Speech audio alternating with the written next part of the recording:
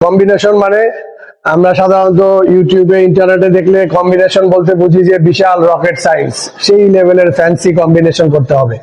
আছে অনেক ধরনের কম্বিনেশন, কিন্তু আমরা যদি রিয়েল লাইফ মানে রিয়েল ফাইটের ব্যাপারে চিন্তা করি বেসিক লেভেলে, তাইলে এত কম্বিনেশন, যদি জটিল কম্বিনেশন চিন্তা করি, ওইটা বাস্তবায়ন করা সম্ভব না।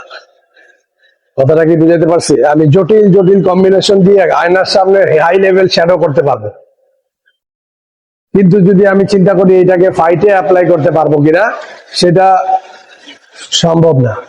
যার কারণে আমরা যেটা চিন্তা করবো সেটা হচ্ছে কিপ ইট সিম্পল। যত সিম্পল রাখা যায়, বেসিকের মধ্যে রাখা যায়, তত ওইটা ফাইটের মধ্যে অ্যাপ্লাই করা যায়। আর যেহেতু বক্সিং জিনিসটা, এটা কোনো ওই যে কারাতে বা টাইকুন্ডোর মতো আপনার বেল্ট সিস্টেম না। বক্সিং এ কিন্তু বেল্ট নাই। আপনি বলতে পারেন তাহলে বেল্ট নাই কেন? তাহলে আমি কিভাবে বুঝবো যে আমি কতটুকু শিখছি বা আমার ক্লাসটা কিভাবে নির্ধারণ হবে? এখানে আমি যেটা বলি সেটা হচ্ছে যে আপনার ক্লাসটা বা আপনি কতটুকু দক্ষতা অর্জন করছেন, এটা ফাইটে নির্ধারণ। আপনি যখন ফাইট করবেন, কারাতে দেখা গেল যে আপনি কাতা টাতা দেখাইলেন, ইয়ে করলেন, একটা পরীক্ষা দিলেন, বেল্ট হইলো, আবার পরের বেল্টটা দিলেন, আবার বেল্ট পালেন, আবার পরের বেল্ট, আবার বেল্ট পাইলেন। এখানে তো কোনো বেল্ট নাই, কিন্তু আপনি দিনের পর দিন তো শিখতেছেন। দ্যাট মিনস আপনাকে এখানে অ্যাপ্লাই করে দেখাইতে হবে ফাইটে। আপনি নিজে ফাইটে কতটুকু এফিসিয়েন্টলি আপনার জিনিসগুলোকে ব্যবহার করতে পারতেছেন, তার উপরেই ডিপেন্ড করবে যে আপনি কতটুকু আগাইছেন, আসলে ডেভেলপমেন্ট হয়েছে। যার কারণে ওই যে প্র্যাকটিস, শ্যাডো বক্সিং বা যে মুভমেন্টটা, শো অফ, এটার সাথে ফাইটটা মিলতে হবে।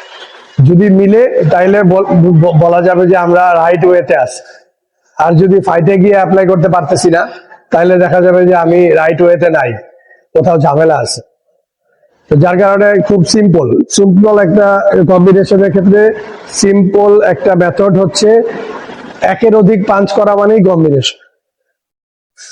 কথাটা কি বুঝাতে পারছি? তাহলে সেই ক্ষেত্রে 1 2 দুইটা পাঞ্চ করলাম, সিম্পল কম্বিনেশন। 1 2টাই 4 বার করলাম, 1 2 1 2 4 বলতে পারি। ঠিক আছে? তাহলে এটাও একটা কম্বিনেশন, সিম্পল, কোনো ঝামেলা নাই। তারপরে বললাম 1 2 3, ঠিক আছে, সিম্পল কম্বিনেশন। 2 3 2 2 3 2 সিম্পল।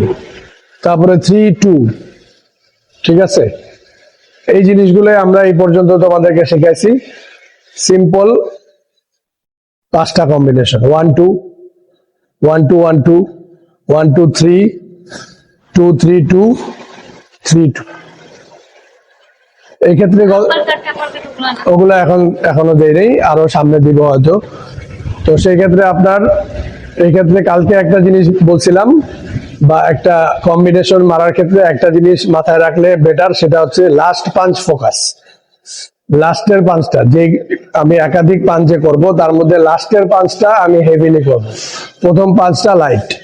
দেখা গেল আমি 2টা পাঞ্চ করছি বা 3টা পাঞ্চ করছি, 3টাই হেভি পাওয়ারফুল, এরকম না। বেশিরভাগ ক্ষেত্রে প্রথমগুলো লাইট হবে, লাস্টেরটা হেভি হবে। যেমন আমি গতকালকে দেখাইছিলাম 1 2, 2টা কি বসবে, তবে 1 2 1 2, লাস্টের পাঁচটা হেভি, 1 2 3, ঠিক আছে, 2 3 2, লাস্টের পাঁচটা বসবে, 3 লাইট 2। বুঝতে পারছি? তাহলে সব জিনিসগুলো মোটামুটি আমরা রিভিউ করলাম। তারপরে মূল যে জায়গাটা, সেটা হচ্ছে যে শ্যাডো বক্সিং।